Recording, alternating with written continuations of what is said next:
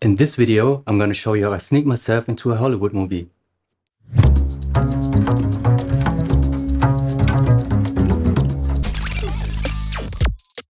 What's up guys, Joshua here and welcome to my channel.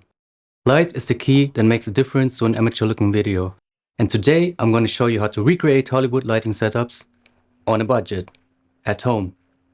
Now we're going to be splitting up the video into 4 parts. Characteristics of a shot and what to look at when recreating scenes. Tools you need to know about that help me to get my shot as close as possible to the original one. The lights I used and how to set them up. I hope this breakdown will help you to get a better understanding on lighting, so without further ado, let's jump right into the first scene.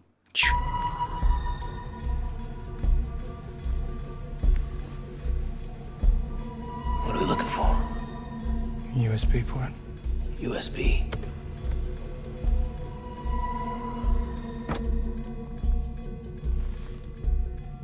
What?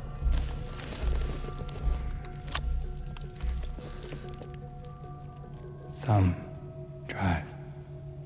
Jesus.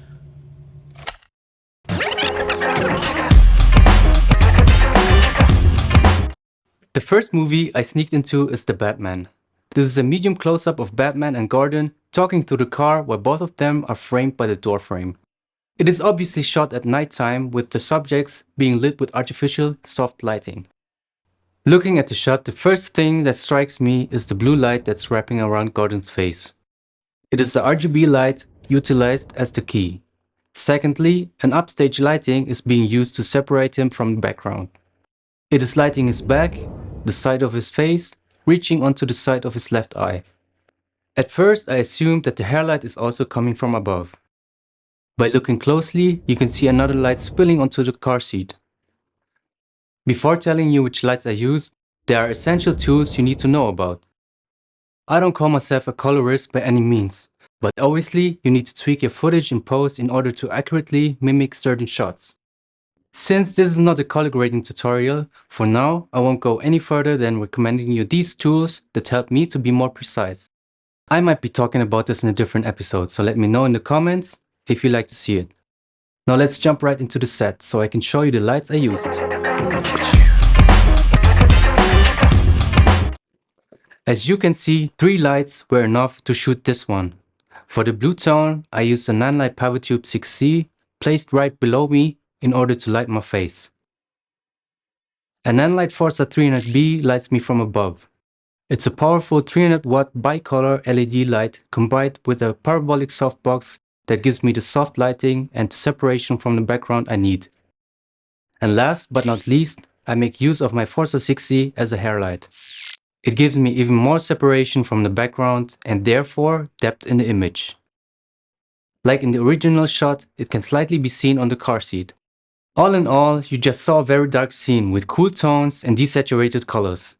And in the next scene, you'll get to see a more saturated image with a more challenging lighting setup. Dad, I'm not sure what you were doing down here or why you were doing it. This is for you.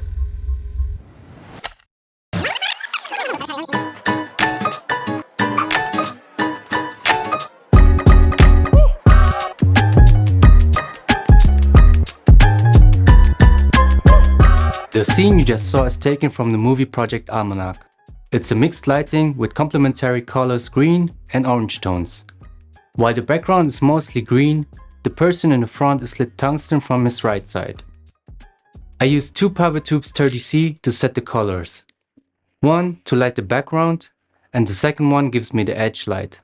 As you can see on the original image, the temperature on his face is much cooler than the edge light. It can also be seen on the time machine. As for the key light directed to my face in an angle and also onto the time machine, I used the Nanlite Forza 60 at 5600 Kelvin. In order to darken the left side of my face to create even more contrast, I placed a negative fill right beside me. And last but not least, a power bulb 10C placed right into the time machine. There you have it guys, Project Almanac. Well, the final scene for the day doesn't need any intro. All right, got a great show for you tonight. Chuck Convey is here, actress Joanne Mulligan, and new music from Mel Rubin and the Stiff.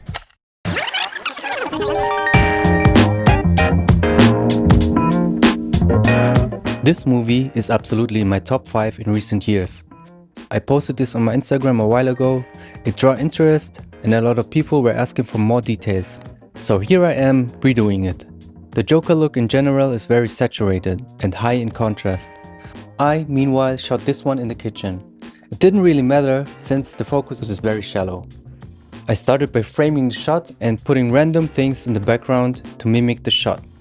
The first thing that draws my attention when looking at the original shot is the big practical light in the background. I used two Nanlite PowerTube 30Cs to paint the background in cyan. Also set to a cyan tone, I placed the PowerTube 2 6C on my left, right above my head. I had to wrap my 6C with a piece of cardboard in order to block the spilling. This, by the way, is the Nanlite transmitter box.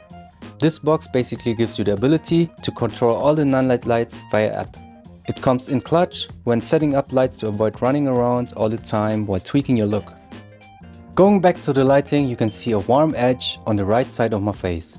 To create this, I used the Pebble Bulb 10C to set the warm tone. I had to use a black fabric here too, to block the spilling. Last but not least, a Forza 300 as the key light set to TV mode in order to emulate the TV flickering on Joker's face. To balance the light from below, I placed a reflector right below the camera. All right, got a great show for you tonight. Chuck Convy is here, actress Joanne Mulligan, and new music from Mel Rubin and the Stiff. That's it for today, guys. Thank you for watching. Subscribe to my channel if you like this video. If you didn't like it, feel free to hit the dislike button twice.